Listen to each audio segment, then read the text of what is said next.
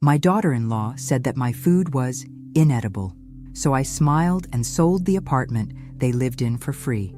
Don't forget to subscribe and comment below where in the world are you watching from. And what time is it for you? Let's see how far this story travels. For 35 years, I'd been the supportive wife, the doting mother, the perfect hostess. Then came the night when my daughter-in-law looked me in the eyes and said, "Honestly, Eleanor, how does anyone manage to eat something this inedible? I don't know how Michael survived his childhood." Vanessa's words sliced through the dining room of our Boston home. The table fell silent as all eyes turned to me. I stood frozen, still holding the roast I'd spent all day preparing. Richard, my husband of 35 years, sighed and continued eating, eyes fixed on his plate. Michael, our 32-year-old son, shifted uncomfortably, but said nothing. The silence stretched like a rubber band ready to snap. I blinked back tears and forced a tight smile. "Perhaps you'd prefer takeout next time," I managed, barely above a whisper. "Excellent idea," Vanessa replied, exchanging a look with Michael. "Then nobody has to pretend they enjoy your cooking." Richard cleared his throat and changed the subject, completely ignoring what had just happened. Just another day in the Thompson household. As I served dessert, my eyes drifted to the framed photos on our dining room wall. One showed a younger version of myself at Boston Art University, where I'd studied before, dropping out to marry Richard. My professors had once called me promising. I hadn't picked up a paintbrush in 30 years. My gaze lingered on another frame, the deed to a downtown Boston apartment. A birthday gift from my father that I'd kept in my name even after marriage. The same apartment where Michael and Vanessa had been living rent-free for 3 years. Later that night, after everyone left, I stood in the kitchen, scrubbing dishes with unnecessary force. My reflection in the window caught my attention, a stranger with hollow eyes and slumped shoulders. When had I disappeared? When had I become this ghost who existed only to serve others? The phone rang. Michael.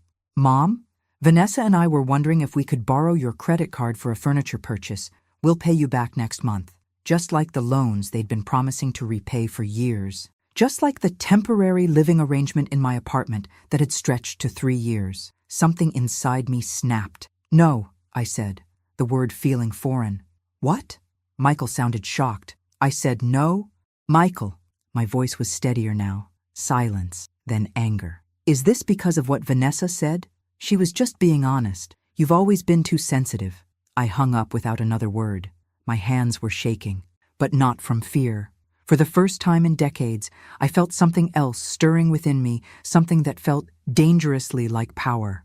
As I turned off the kitchen light, I found myself looking once more at the framed deed. My apartment, my property, mine. I picked up my phone and scrolled through contacts until I found Jonathan Parker, attorney at law. The morning after Vanessa's dinner comment found me sitting at our kitchen island, staring into coffee as Richard moved around the kitchen. "You bought the wrong brand of coffee again," he remarked without looking up. "The store was out of your usual, just pay more attention next time." Is that so difficult? These small cruelties had become the soundtrack of our marriage, his exasperated sighs when I spoke, his eyes on his screen during conversations, his constant corrections. Somewhere along the way, I'd started believing I deserved them. After Richard left, I sat in the silence of our empty house. My phone buzzed with a text from Jonathan Parker confirming our appointment. I hadn't slept, questioning my sudden boldness. Now doubt crept back in. Was I overreacting? Was it worth upending everything over hurt feelings? But it wasn't just one comment. It was years of slow erosion, of becoming invisible in my own life. That afternoon, I dropped by Michael and Vanessa's place unannounced. I still had a key, though I always called before visiting, a courtesy they never extended to me. The apartment was empty when I arrived. Standing in their living room, I was struck by how different it looked from when I'd inherited it. Vanessa had redecorated completely. Nothing of me remained. On their coffee table, I noticed several unopened bills marked "Final Notice," credit card debt, substantial credit card debt. As I looked closer, I found more. Missed payments on Michael's new car, an expensive watch purchased on installment. I was about to leave when I heard keys in the door. Michael stopped short when he saw me. "Mom? What are you doing here?" "I was in the neighborhood." I gestured toward the bills. "Is everything okay? Financially?" His face hardened. "We're handling it. Not everything is your business." It might be my business if you're struggling while living in my apartment. His eyes narrowed. So that's what this is about? You're checking up on us because Vanessa hurt your feelings. God, Mom, grow up. The casual cruelty stunned me. This wasn't my sweet boy. This was a stranger wearing his face. I raised you better than this, I whispered. You raised me to be a pushover, just like you, he snapped. Thankfully, Vanessa helped me see that. I left without another word, my heart breaking. On the drive home, I passed the Boston Art University campus. On impulse, I pulled into the visitor parking lot and watched students crossing the quad with portfolios and easels. Young people with dreams still intact. People who hadn't surrendered their passions to become what others needed them to be. When I started the car again, my decision was made. Tomorrow's meeting with Jonathan Parker wouldn't be about hypotheticals. It would be about reclaiming my life, starting with that apartment. Because Michael had been right about one thing. Vanessa had helped him see something clearly, and now she had inadvertently done the same for me. 2 weeks after the dinner incident, I threw Michael a surprise birthday party. Despite everything, he was still my son, and I hoped a generous gesture might help repair our relationship. I spent days preparing, decorating, cooking his favorite foods, purchasing an expensive watch he'd been eyeing. Richard promised to be there, but canceled last minute. When Michael and Vanessa arrived, the initial surprise seemed successful. Michael appeared touched, Vanessa smiled, and complimented my decorations loudly. Midway through the party, I slipped into the kitchen to check on the cake and heard Vanessa's voice around the corner. I don't know how you manage these weekly visits, said her friend Alicia. It's the price we pay for the free apartment, Vanessa laughed. Besides, Eleanor is so desperate for approval, it's easy to manipulate her.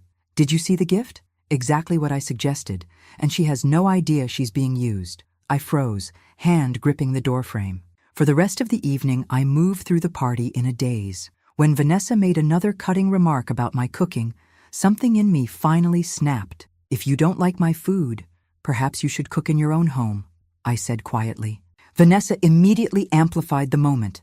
Eleanor, I'm shocked at your hostility. Michael, is your mother all right? She seems unstable. Michael pulled me aside. Mom, what's going on? You're making everyone uncomfortable. Vanessa was just joking about the food. I looked at my son and saw a stranger. When had he become this person who would side with someone mocking his mother? The party ended early. After everyone left, I sat alone in my kitchen surrounded by dirty dishes and leftover food. My phone buzzed with a text from Michael. We need to talk about your behavior tonight. Vanessa is really upset. I didn't respond. Instead, I opened my laptop and navigated to the property management website for my downtown apartment, the place where Michael and Vanessa lived rent-free while they drove new cars and wore expensive watches. The next morning, I received another text. Mom, Vanessa and I are concerned about you. Have you considered talking to someone? These mood swings aren't normal. Mood swings? One assertive comment after years of compliance was hardly a mood swing. I called my friend Susan, the only person I still felt I could trust. Susan, does it seem like I've been having mood swings? After an uncomfortable pause, she answered, Eleanor, I need to tell you something. Vanessa has been calling people. She's saying concerning things about you. What things? That you're showing signs of early dementia, that you're becoming unstable and aggressive. Susan hesitated. And she's implying you might be having an affair with David from across the street. David, the widower whose garden I occasionally helped with since his wife Margaret died. The notion was absurd. She's shown people texts supposedly between you and David, Susan continued, and she has photos of you talking in the garden that she's edited to look intimate. As Susan spoke, pieces fell into place. Michael's concern about mood swings, the whispers that stopped when I entered rooms. Vanessa wasn't just insulting me at dinner tables, she was systematically destroying my reputation. When I hung up, I noticed my hands weren't shaking anymore. In their place was a cold resolve I'd never felt before. I picked up my phone and dialed Jonathan Parker. Jonathan, I need to move forward with selling the apartment. Immediately. In the days following Susan's revelation, I noticed changes in how people treated me. Phone calls went unreturned. My weekly lunch with Jane, a friend of 20 years, was canceled. Even my sister seemed distant on the phone. The explanation came when Susan appeared at my door. I need to tell you something else, Eleanor. It's worse than I thought. Over tea, Susan revealed the full extent of Vanessa's campaign against me. Not only was Vanessa telling people I was showing signs of dementia, but she was fabricating evidence of an affair between me and David. She's shown several people supposed text messages between you and David, Susan explained. And she has photos of you talking in his garden that she's edited to look compromising. Edited photos? Fake texts? That's criminal. She's using her legal background effectively, Susan said grimly, creating just enough evidence to make people doubt without crossing into obvious defamation. That evening, I confronted Richard about the rumors. His reaction told me everything. This wouldn't be the first time questions have been raised about your fidelity. Eleanor, he said, voice tight with anger, and you have been spending time with Mr. Davis lately. I help with his garden since Margaret died, I protested.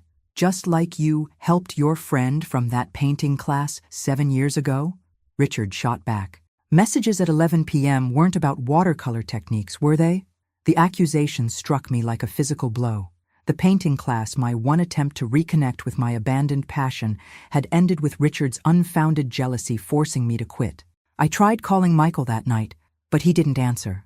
When he finally returned my call the next day, his voice was cold. Vanessa showed me everything, Mom. The messages, the photos. I think you need professional help. The rumors spread like wildfire. At the supermarket, I overheard women whispering, "That's Eleanor Thompson, the one having an affair with the widower next door." My life was collapsing. Richard moved out the following week. Divorce papers arrived shortly after. In the midst of this nightmare, David Davis appeared on my doorstep. "Eleanor, people in the neighborhood are saying things about us." I invited him in, aware of curtains twitching across the street as neighbors observed this interaction. "I know," I said once we were inside. "My daughter-in-law is spreading rumors." "But why?" he asked, genuinely confused. "Control," I said finally. "And my apartment downtown." David nodded slowly. "Margaret always said you should never underestimate someone who stands to benefit from your downfall." He reached across and briefly squeezed my hand. "Whatever you need, I'm in your corner." As he left, I noticed Mrs. Peterson photographing us from her window. Within hours, I received a text from Michael. "This is exactly what we're talking about. Do you have no shame?" That night, I spread all my financial documents across the dining table. Credit card statements showing loans to Michael that were never repaid. Property tax bills for the apartment. The deed, still solely in my name. I'd spent my entire adult life being the perfect wife, the supportive mother, the accommodating friend, and my reward was being painted as unstable, unfaithful, untrustworthy. As dawn broke, I made 2 calls, the first to Diana Manning, Boston's most ruthless real estate agent. The second to Thomas Reed, a criminal attorney specializing in defamation and digital evidence tampering. It was time to change more than just the locks. 3 months passed, divorce proceedings underway. I existed in suffocating isolation. Richard lived near his office now. Michael wouldn't take my calls. The social isolation cut almost as deeply as the divorce. My reputation lay in ruins. At the garden club I'd belonged to for 15 years, conversations stopped when I approached. My hairdresser of a decade was suddenly booked solid whenever I called. "Eleanor's going through something," I overheard a woman whisper at the coffee shop. Richard found messages on her phone, with the widower next door. Each outing became an ordeal. I started ordering groceries online. I switched churches. Gradually, my world contracted to the walls of my house, now too large and painfully quiet.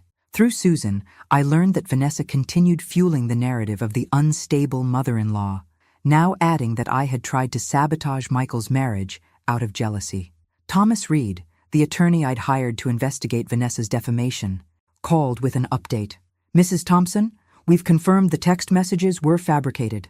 The metadata doesn't match genuine communications, and the photo alterations are detectable. This is criminal evidence tampering. What do you recommend? We have grounds for a serious case against her." Given her position as an attorney, this could end her career. I considered the implications. Pursuing legal action would publicly vindicate me, but it would destroy my relationship with Michael.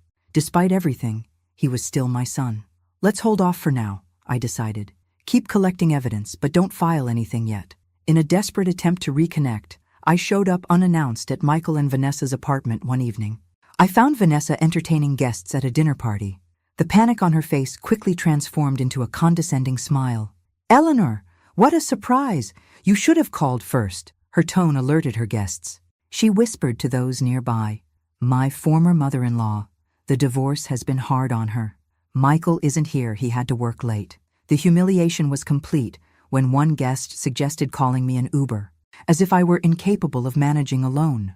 As I left, I noticed a document on the side table, a property valuation form for my downtown apartment. That night, staring at my bedroom ceiling, I finally understood that I couldn't remain the victim in this story. The apartment where my son and daughter-in-law lived rent-free, my apartment might be my only way to regain control of my life. "I've made an appointment with the neurologist," I told Susan over coffee the next morning. "Eleanor, you don't have dementia. Don't let them make you question your own mind." "I know," I replied calmly. "That's exactly why I'm going. I need documentation of my cognitive health for what comes next." Jonathan Parker, my attorney, had advised this step. "If they're painting you as mentally unstable, we need to get ahead of it," he'd explained. "Medical documentation will be crucial if they try to contest your right to sell the property." The neurologist, Dr. Harriet Chen, was thorough and kind.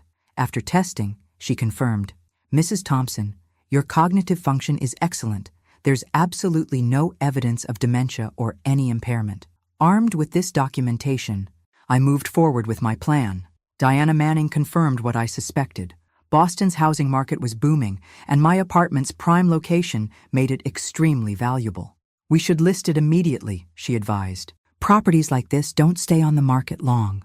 The morning after my call with Richard, I sat with Jonathan Parker in his downtown law office. "I'm worried about you, Eleanor," he said, noting my hollow cheeks and weight loss. "Is Richard being fair in the negotiations?" I sighed. "As fair as possible, considering he believes I cheated on him." I explained the entire situation, Vanessa's fabricated evidence, Michael's betrayal, and the property valuation form I'd seen. Jonathan frowned. "You think they're planning to buy the apartment from you?" "No. I think they're planning to convince Richard I'm incapable of managing my finances, so he can take control during the divorce. The apartment would be part of the settlement." After reviewing my documentation, Jonathan confirmed that the apartment remained solely in my name. "They can't touch it without your permission," he assured me. For the first time in months, I felt a spark of power. "And if I wanted to sell? It's your right. The current occupants would need legal notification, but being your property, you have complete autonomy over it." On my way home, I passed by the apartment building and gazed at its elegant facade. I hesitated, thinking of Michael. Despite everything, he was my son.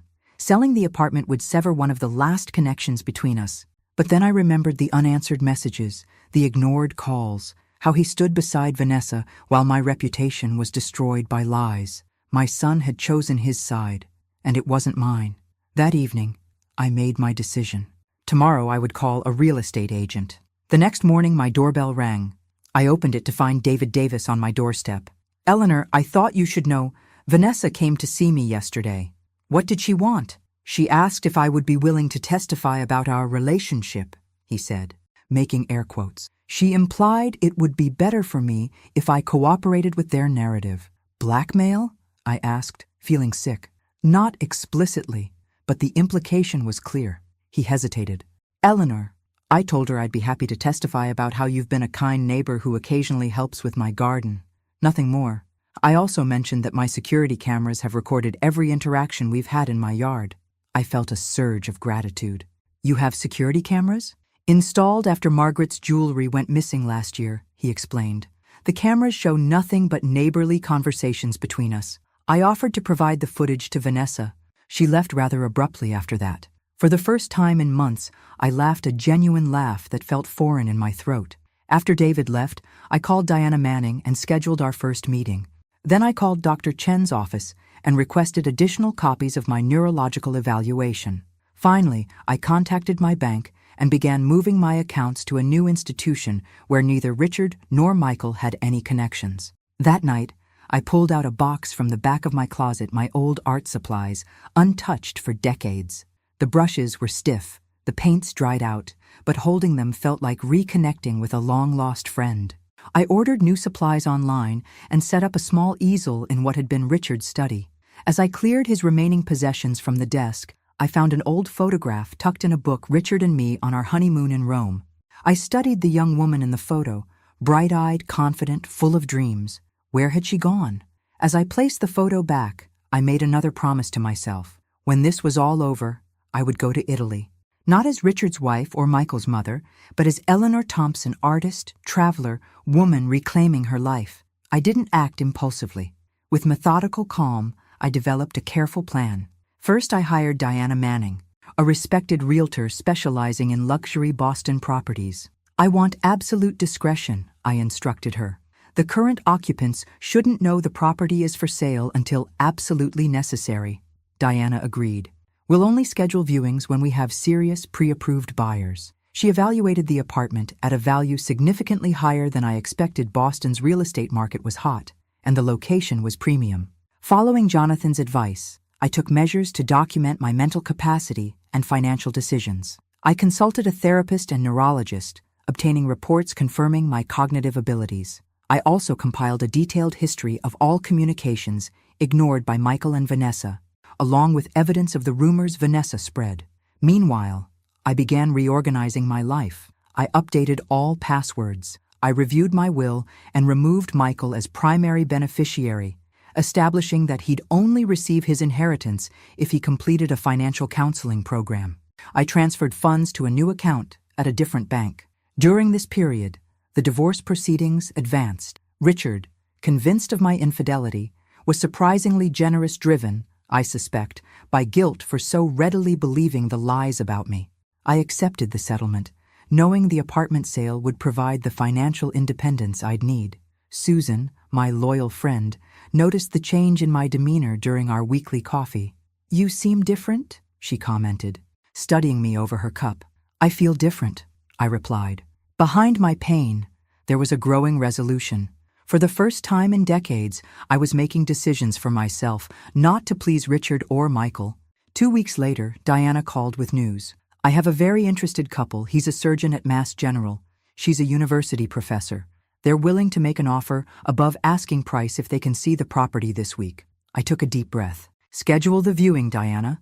It's time to turn the tables." The day of the viewing arrived, a Wednesday, when Vanessa normally worked late at her law firm.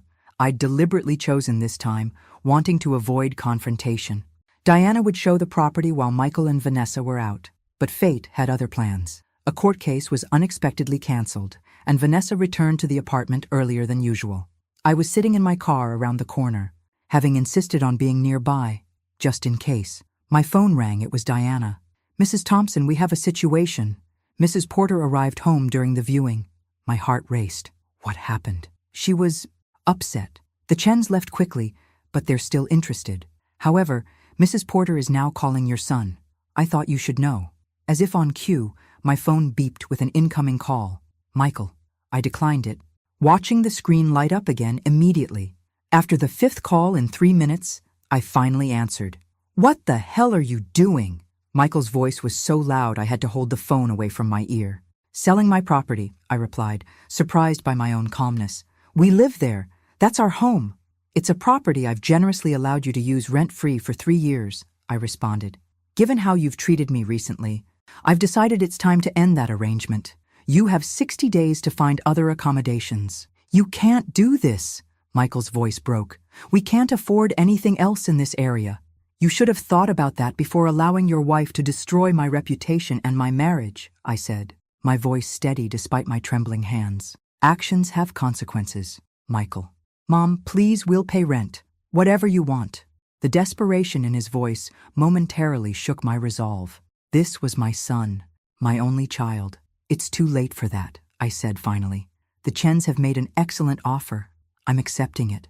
When I hung up, tears streamed down my face. This wasn't how I wanted things to be. I never wanted to hurt my son. But as I wiped my cheeks and started the car, I realized something important. For too long, I'd prioritized Michael's feelings over my own well-being. Not anymore. Over the next 4 weeks, the sale process moved forward with surprising efficiency. The Chens, eager to secure the property before the fall academic term, expedited their financing and paperwork, Diana managed the transaction expertly, while Jonathan ensured all legal requirements were meticulously followed. Vanessa and Michael's attempts to delay the sale proved futile.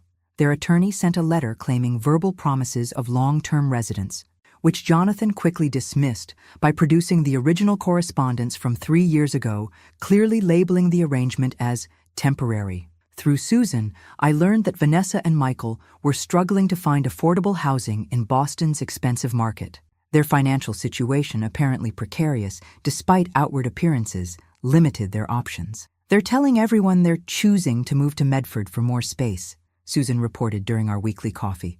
"But nobody's buying it." Throughout this period, I received increasingly desperate communications from both Michael and Vanessa. Their messages evolved from angry accusations, "How could you do this to your own son?" to bargaining, "We'll pay market-rate rent," to outright pleading, "We have nowhere to go." I maintained a position of calm detachment, responding only with factual information about moving timelines and legal requirements. 3 days before the scheduled closing, I received an unexpected visitor. Vanessa herself, standing on my doorstep, looking nothing like the polished, confident woman who had called my cooking inedible months earlier. "We need to talk," she said, her voice missing its usual edge. I allowed her inside, but remained standing, unwilling to settle into a comfortable conversation. "What about? This has gone far enough, Eleanor," she said, attempting to reclaim her authoritative tone. "You've made your point. You're hurting Michael to get back at me, and it's not fair." "I'm selling my property," I replied calmly, "something I have every right to do. Look, I'm sorry about what happened at dinner that night." I was out of line, but this response is completely disproportionate. The audacity of her statement nearly took my breath away. "This isn't about one dinner comment, Vanessa. It's about the systematic campaign you launched to destroy my reputation and my marriage. It's about the lies you told my son, my friends, and my community." She had the grace to look momentarily uncomfortable before recovering. "Those were misunderstandings. I have copies of the edited photos," I interrupted. "And statements from people you approached with fabricated text messages. David Davis has security camera footage of every interaction we've had in his garden. Thomas Reed, my attorney, has confirmed the texts were fabricated through metadata analysis. Would you like me to continue?" The color drained from her face. "You wouldn't dare take legal action." "I absolutely would. Fabricating evidence is a serious offense, Vanessa, for anyone, but especially for an attorney. The Bar Association takes a particularly dim view of such ethics violations." She stared at me, speechless for perhaps the first time since I'd known her. "I don't expect an apology," I continued. "I don't even want one from you. What I want is for this transaction to conclude smoothly, for you and Michael to vacate my property by the agreed date, and for us never to have this conversation again." "Eleanor, please," she said, her voice dropping to a whisper. "Michael doesn't deserve this. He loves that apartment." "Michael made his choice when he believed your lies over a lifetime of trust with me," I replied, surprised by my own steadiness. "He chose you, Vanessa. Now he gets to live with that choice, just not in my apartment." After she left, I felt a quiet sadness for what had been lost, not just the relationship with my son, but the woman I'd been for so many years. The woman who would have forgiven anything to keep peace, who would have sacrificed her own dignity to maintain family harmony. That evening, I began preparations for my trip to Italy, scheduled to begin the day after closing. The timing was deliberate. I wanted to be far away when Michael and Vanessa finally moved out, unable to be reached for last-minute appeals or guilt trips. The sale of the apartment concluded with remarkable efficiency. The Chen's cash offer eliminated typical financing delays, and within 6 weeks of accepting their offer, all documents were signed and the closing date was set. What normally would have taken 3 to 4 months was accomplished in half that time. On the morning of the closing, I sat in Jonathan's office signing the final paperwork. A strange mixture of emotions washing over me: relief, sadness, triumph, loss. The apartment had represented so many things: my father's faith in me, my independence within marriage, and finally, the leverage I needed to reclaim my life. "Congratulations, Eleanor," Jonathan said as I signed the last document. "What's next for you?" "Italy," I replied, a small smile forming. "Florence, Rome, Tuscany, all the art I studied in college but never saw in person." He nodded approvingly. I've always believed traveling alone is one of life's great pleasures. When do you leave? Tomorrow morning, first class. The extravagance was unlike me. But then again, the woman purchasing that ticket wasn't the same person who had endured Vanessa's insult at the dinner table 6 months ago. As I left Jonathan's office, my phone buzzed with a message from Susan. Michael was just here asking for your new address. Told him I didn't have it. Call me. I found a quiet cafe and called her back immediately.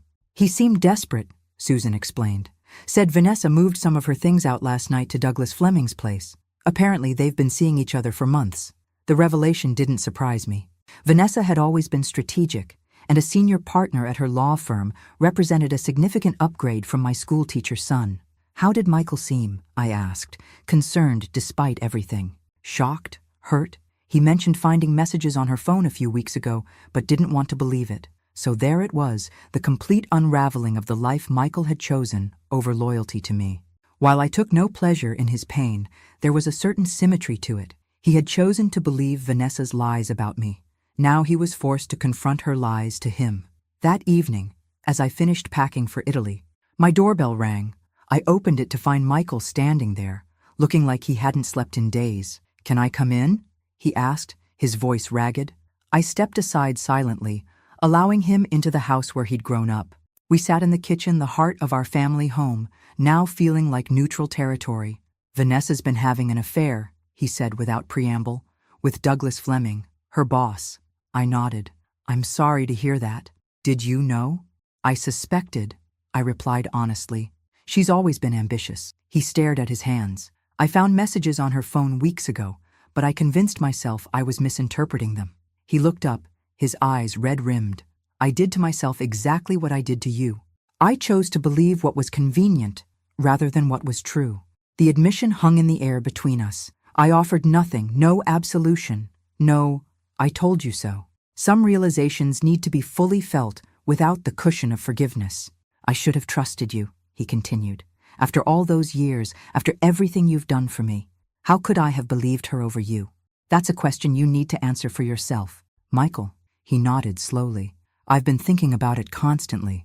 I think I wanted to believe I deserved the life she was offering, the connections, the status, the admiration of her circle. It was easier to see you as the problem than to question whether I had earned any of it." "Thank you for saying that," I said finally. "Where do we go from here?" he asked, vulnerability raw in his voice. I looked at my son, really looked at him. The boy I'd raised, the man he'd become, the person he might yet grow into through this painful lesson. "I don't know, Michael. That's not something I can decide tonight." As he stood to leave, he noticed the suitcase by the door. "You're going somewhere?" "Italy. For a month. I leave tomorrow." "Italy," he repeated, a flash of recognition crossing his face. "Like you always wanted to when I was growing up." The fact that he remembered those long-ago conversations, dreams I'd set aside for family obligations, touched something in me. Yes, exactly like that. The month in Italy transformed me in ways I hadn't anticipated. I'd expected to enjoy the art, the architecture, the food, and I did, immensely. What I hadn't expected was how the distance would clarify my perspective on the events of the past year. In Florence, standing before Botticelli's masterpieces, I felt something awakening within me, a passion dormant for decades. I purchased watercolors and began sketching the Tuscan landscapes, sitting for hours in sun-drenched piazzas. My initial attempts were awkward and amateurish, but each day brought small improvements as muscle memory from my college days gradually returned. While I immersed myself in art and culture, life in Boston continued. Through occasional emails with Susan, I learned that Michael and Vanessa's divorce was proceeding rapidly. The spectacular sale of their apartment had forced them to downsize significantly, Michael to a small place in Medford, Vanessa to her new boyfriend Douglas Fleming's luxury condo. "The irony isn't lost on anyone," Susan wrote. "Vanessa's careful social climbing culminated in her dating the man she's worked for all these years. People talk about little else at the garden club." I found myself caring less about the gossip than I would have expected. From 3,000 miles away, the social ecosystem that had once defined my worth seemed remarkably insignificant compared to the vibrant world I was exploring. In the third week of my trip, I received an unexpected email from Richard. He'd gotten my address from Susan, who'd apparently decided he deserved a chance to communicate. "Eleanor," he wrote. I owe you an apology. Michael has told me everything about Vanessa's deceptions. I should have trusted you after 35 years together. The evidence seemed so convincing, but that's no excuse. I should have given you the benefit of the doubt. I've been doing a lot of thinking about our marriage and how I treated you even before all this happened. I wasn't the husband you deserved. I'm sorry for that too. The apology, arriving after months of painful isolation, brought unexpected tears to my eyes. Not because I wanted Richard back, that chapter was firmly closed, but because the validation meant something after being branded a liar and a cheat. I responded with simple gratitude for his words and wished him well, making it clear that while I accepted his apology, reconciliation wasn't on the table. Some broken things stay broken, and our marriage was one of them. On my last day in Florence, I visited a small gallery near my hotel. The owner, an elegant Italian woman named Sofia, noticed me sketching in a nearby cafe and invited me in to see her collection. As we conversed in my rusty college Italian, she asked to see my sketches. These have feeling, she said, flipping through my amateur watercolors. Not perfect technique, no, but authentic emotion. This is what cannot be taught. Her kindness encouraged me, but I laughed off the implicit compliment. I'm just a tourist playing at being an artist. Sophia shook her head firmly. No, you are an artist who has been absent from your true self. There is a difference. When I returned to Boston in early autumn, the city seemed different, not because it had changed, but because I had. I moved through my days with a new sense of purpose, setting up a proper art studio in what had been Richard's study. I enrolled in an adult education painting class at the community college, humbly taking my place among other beginners despite being the oldest student by at least 20 years. My instructor, Jacob, a kind-eyed man in his 40s, took special interest in my work. You have an unusual perspective, he told me after class one evening. Most beginners focus on getting the technique right, but your work already has a distinct voice. Where did you study before? Boston Art University, but I dropped out 40 years ago to get married. Something in my tone must have revealed more than my words, because he nodded with understanding. Art has a way of waiting for us to come back to it. The time away isn't wasted, it becomes part of what you bring to the canvas. The months that followed brought profound changes. Vanessa's carefully constructed FA aide crumbled spectacularly. Her relationship with Douglas Fleming lasted barely 3 months before he traded her in for an even younger associate. The professional community that had once admired her now whispered about her ethical lapses somehow. Rumors of her evidence tampering had circulated through Boston's legal circles, though I never pursued formal charges. Michael's divorce finalized quickly. Without the apartment or Vanessa's income, he was forced to economize drastically. He took a second job tutoring evening classes and moved to an even smaller apartment further from the city center. The struggle seemed to change him, stripping away layers of entitlement and forcing him to confront his own complicity in what had happened.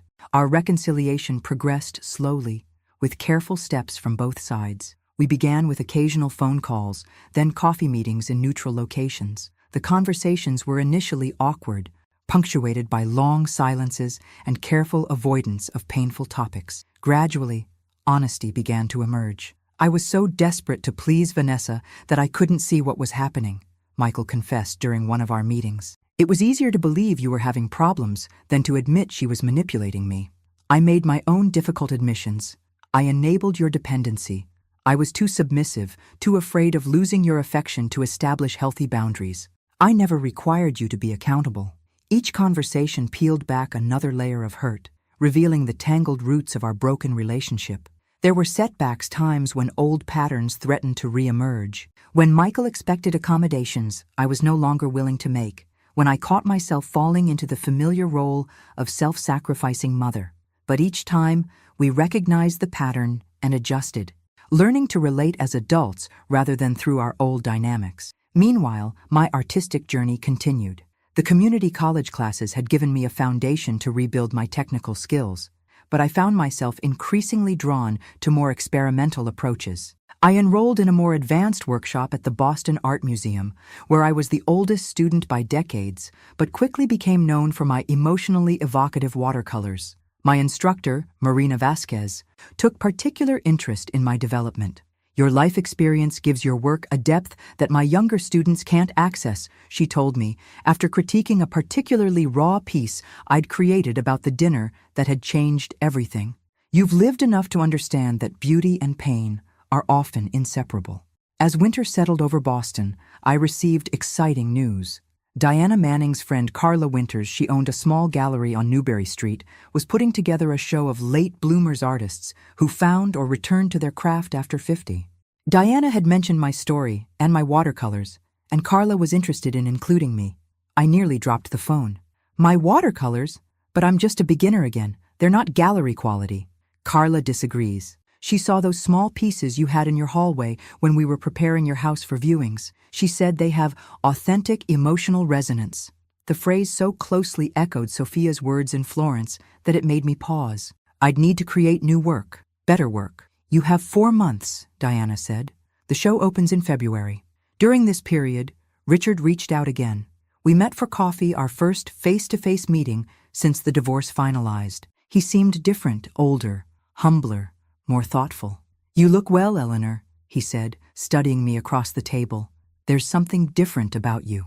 There is, I agreed simply. He nodded, understanding more than I'd explicitly stated. I've been seeing a therapist, he admitted, trying to understand why I was so quick to believe the worst about you after 35 years. And what have you discovered? I asked, genuinely curious. That I've always been afraid you'd outgrow me. The vulnerability in his admission surprised me. When we met, you were this talented, creative force full of potential and passion. I think part of me always feared that if you fully developed those gifts, you'd realize you didn't need me. The insight struck uncomfortably close to truth. So you preferred me smaller, more dependent, not consciously, he sighed. But essentially, yes, it's not something I'm proud of. As our conversation continued, Richard mentioned he'd heard about my upcoming gallery show.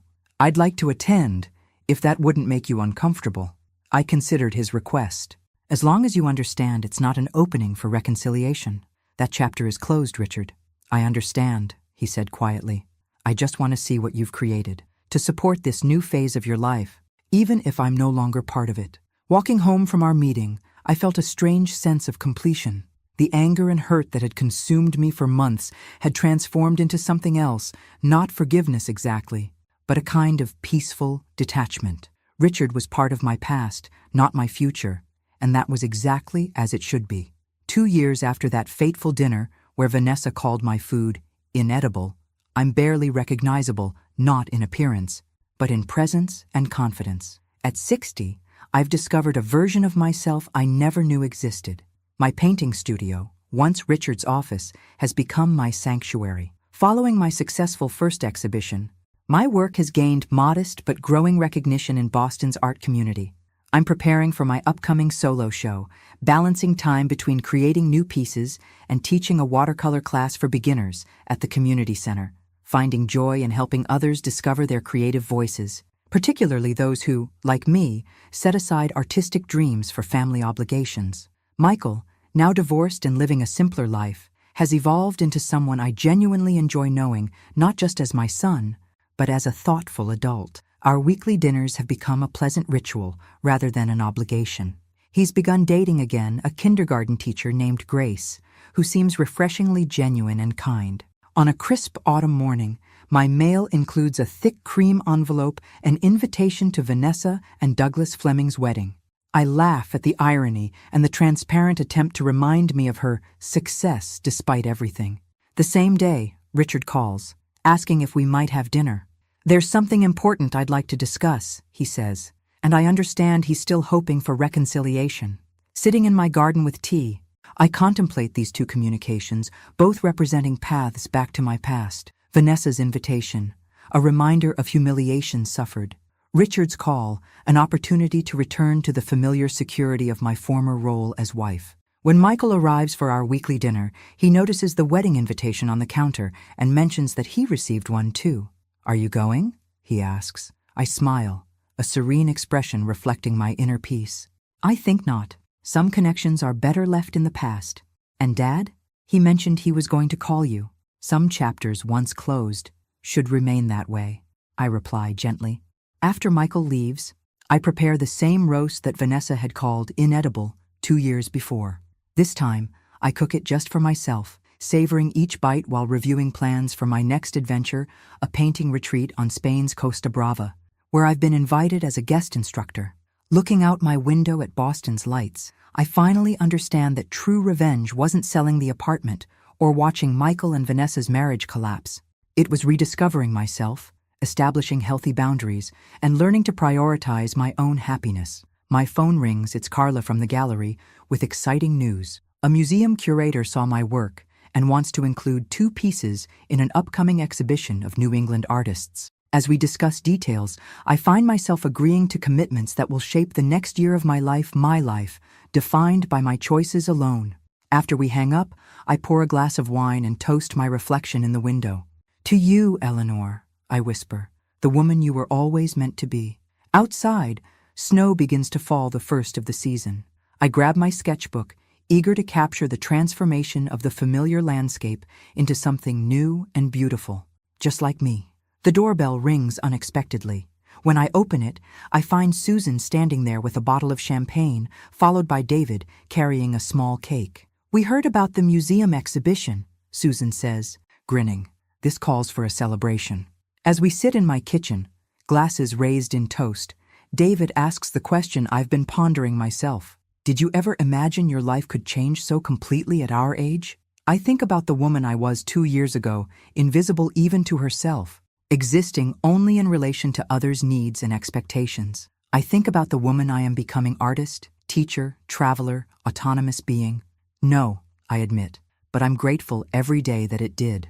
Later, after my friends leave, I stand in my studio looking at the paintings that will form my solo exhibition. Each one represents a step in my journey from invisibility to selfhood. Each brushstroke, a small act of courage. My phone buzzes with a text from Michael. Heard about the museum exhibition. So proud of you, Mom. You deserve this. I smile at the simple message and what it represents, a son seeing his mother as a complete person for perhaps the first time. As midnight approaches, I wrap myself in a shawl and step onto my back porch, watching snow transform my garden into a blank canvas. Tomorrow, I'll begin a new painting. Next month, I'll teach another class. In spring, I'll stand in a museum beside my work. The future stretches before me, unscripted and entirely mine.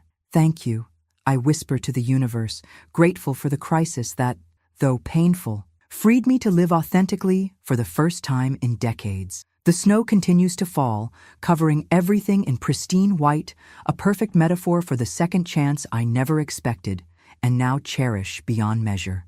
Eleanor Thompson, once defined by everyone but herself, finally exists on her own terms, and that, I now understand, is the greatest revenge of all. Thanks for listening. Don't forget to subscribe and feel free to share your story in the comments. Your voice matters.